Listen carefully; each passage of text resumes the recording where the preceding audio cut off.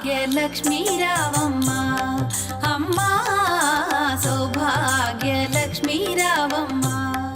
మనం సాధన చేత శాస్త్రాన్ని ఆధారం చేసుకుని గురువుగారి పాదాలు పట్టుకుని ఆ తల్లి యొక్క అనుగ్రహాన్ని పొందడానికి కావలసిన రీతిలో శీలాన్ని దిద్దుకుని సరి అయినటువంటి నడతతో మనం ప్రవర్తిస్తే, అటువంటి నడతని కలిగి ఉంటే ఆ తల్లి యొక్క అనుగ్రహం తప్పకుండా కలుగుతుంది.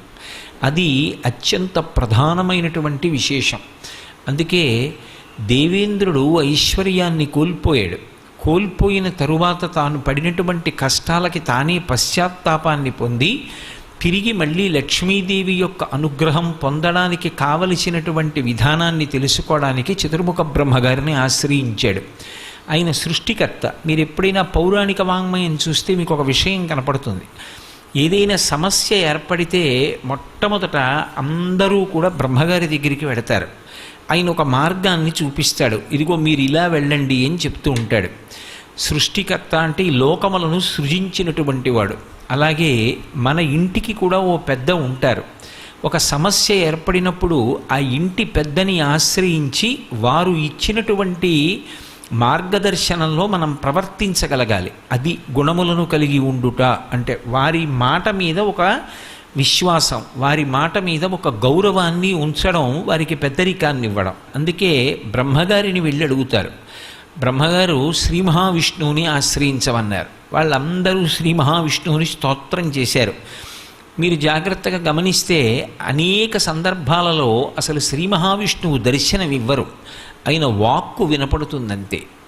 ఈ సందర్భంలో ఆయన ఒక మాట చెప్పారు. పోగొట్టుకున్నటువంటి లక్ష్మిని తిరిగి పొందాలి అంటే క్షీరసాగర మథనం చెయ్యాలి. ఆ క్షీరసాగర మథనం చెయ్యాలి అంటే దానికి కొన్ని సంభారములు కావాలి.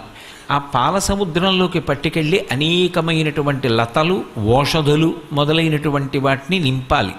తర్వాత మందర పర్వతాన్ని కవ్వంగా చేసుకోవాలి. వాసుకుని తీసుకొచ్చి తాడుగా చుట్టాలి.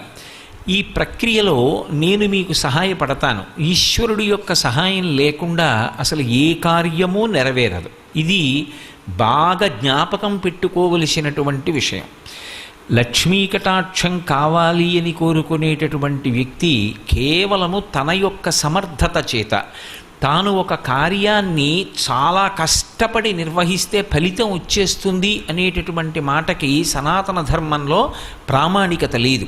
అందుకే సుందరకాండలో సీతమ్మ కూడా ఒక మాట చెప్తుంది.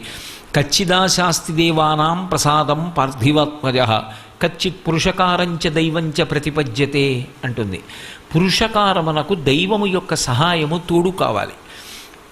నేను నా వంతు ప్రయత్నం నేను చెయ్యాలి. కానీ ప్రయత్నం చేసేటప్పుడు ఒక్కటి జ్ఞాపకం పెట్టుకోవాలి. 99 పాళ్ల నా ప్రయత్నానికి ఒక్క పాళ్ళు భగవంతుని యొక్క అనుగ్రహం కలిసి రాకపోతే ఆ కార్యము నెరవేరదు. అందుకే భగవద్భక్తి అనేటటువంటి మాటకి అంత విశేష ప్రాధాన్యత ఉంటుంది. ఈశ్వరుడు ఉన్నాడు అని నమ్మి ఆయన మీద భారం ఉంచి కార్యక్రమాన్ని నెరవేర్చడానికి కావలసినటువంటి సమర్థతని నాకు ఇవ్వడంతో పాటుగా అది ఫలవంతమయ్యేటట్టుగా చెయ్యగలిగిన శక్తి నీ చేతులలో ఉంది అని నమ్మి ఈశ్వరుడికి నమస్కరించడం పరిపూర్ణమైనటువంటి భక్తి. అందుకే మీకు నేను తోడుగా ఉంటాను అన్నారు శ్రీ మహావిష్ణువు. అందుకే క్షీరసాగర మథనంలో ఎప్పుడెప్పుడు వైక్లభ్యములు ఏర్పడతాయో అప్పుడప్పుడు ఆయన వచ్చి ఆదుకుంటారు. ఒకప్పుడు ఆ మందర పర్వతం పాలసముద్రంలోకి దిగిపోతోంది. ఆదికూర్మమై వచ్చి నిలబడ్డారు. తీరా అమృతోత్పాదనమైన తరువాత అమృతాన్ని రాక్షసులు పొందబోయారు. మోహినీ స్వరూపంలో వచ్చి దేవతలకు అందేటట్టు చేశారు. సర్వం శ్రీ ఉమామహేశ్వర పరబ్రహ్మార్పణమస్తు. స్వస్తి.